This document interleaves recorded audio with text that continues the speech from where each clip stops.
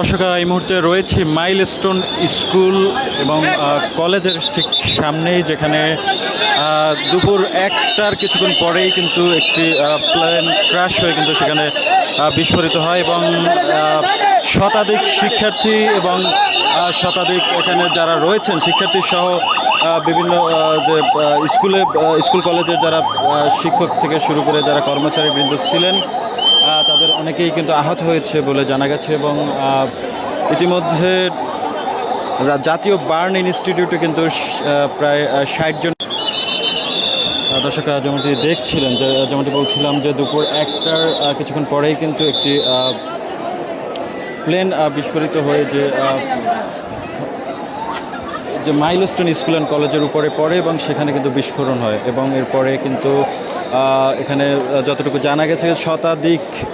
শিক্ষার্থী সহ যারা কর্মরত ছিলেন তারা কিন্তু আহত হয়েছে এবং যদিও নির্দিষ্ট কোনো সংখ্যা কিন্তু জানা যায়নি এবং